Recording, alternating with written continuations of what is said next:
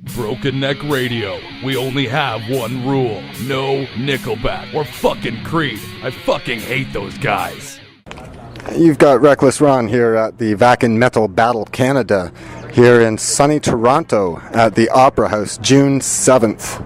And with me I have Stephen Rynolds, bass and vocals from the band Mutank. How you doing today, Stephen? I'm doing pretty bad. All right, man. I'm doing fine, thank you very much. Okay, man. Are you pretty pumped for the show tonight, or what? Yeah, it's really surreal. I feel like I'm not here to play. I feel like I'm here to watch a band, which is kind of true, like Skullfist. I love Skullfist. Awesome. And how was your trip to the Big Smoke? You guys coming up from Montreal, you drove up with the van and whatnot, right? Yeah, the trip was fine. It was more the night before, had to be up at 6 a.m., and I'm not used to that. Uh-huh. I'm used to getting up at 2 p.m. is kind of early for me, so... All right, so give our Broken Neck Radio listeners a history of how the band formed, where you're all originally from, and what musical influences that turned you on to music. Well, we formed, it was around April of 2013. That's when we first met. Oh, yeah. Us and the drummer met. The rest of us kind of knew each other just from playing in bands. We're all from Newfoundland.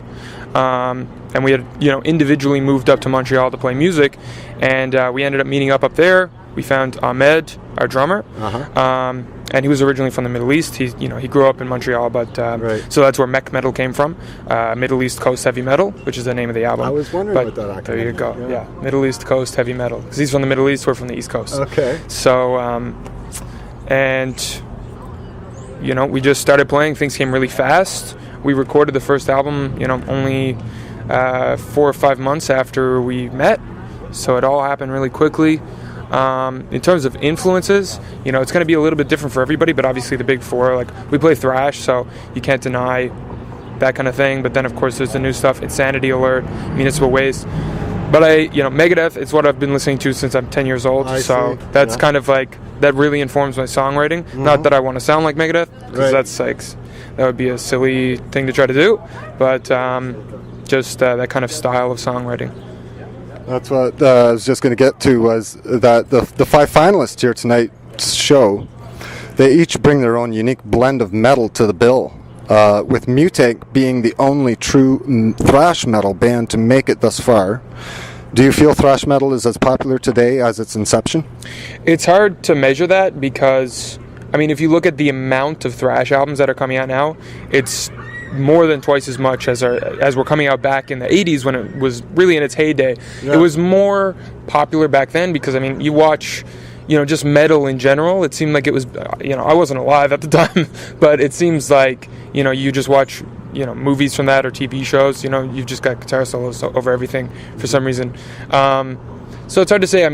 Where you have internet culture, everybody can kind of break up into their own niche. So thrash kind of has its own niche, so it gets to grow as a culture in itself as opposed to being subject to whatever else is popular right now kind of thing. So it's not constrained by that.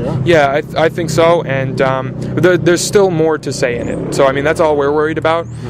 Any band can do what they want, and if we don't necessarily need to play thrash for the rest of the time that we're a band. Who knows what's going to happen, but it's kind of where your heart is, right? Yes, definitely. That's right.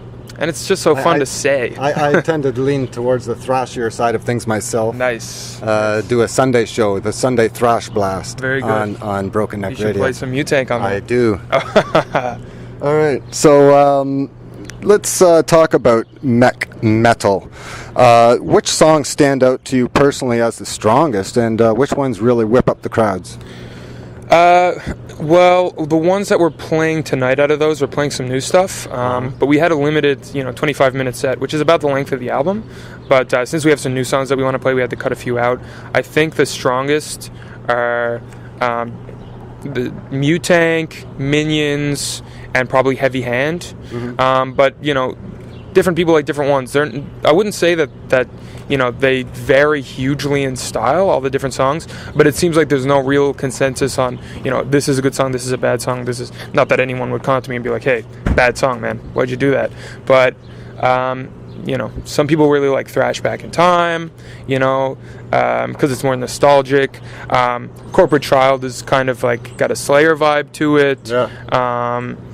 We definitely know where our influences are coming from, and we try to put it all in there. Megadeth, Overkill, Manowar. I thoroughly enjoy it because I do notice that there are a lot of original surprises in there, yet at the same time you can feel the homage and the presence of what you enjoy. That's awesome. That's very gratifying that people are actually getting that. So when you guys first started out with this Wacken metal battle journey, did you ever think that you'd make it to the finals? And what are your expectations of Wacken if you win tonight and get to play for such a large audience? I don't know that we expected to win. We always came with the mentality that we want to win, we're going to try to win. Yeah. But we didn't put too much pressure on ourselves. It's not like if we lose, we're going to, cry kind of thing. It's more like we came here to play. And if we win, it means we get to play more and bigger shows. And that's all it's about. We just want to play more shows. We want to get better at our craft.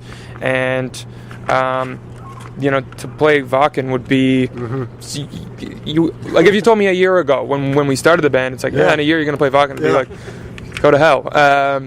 So it's surreal. It's almost hard to imagine. We're about to play here, and it's hard to imagine playing here for me because this is the biggest, stage that we've played on. So, ask me again if we win, and I'll tell you then how I feel. Okay. Right. I would look forward to an email and a story or two. For sure. Okay. So, do you have any shout-outs to friends and family?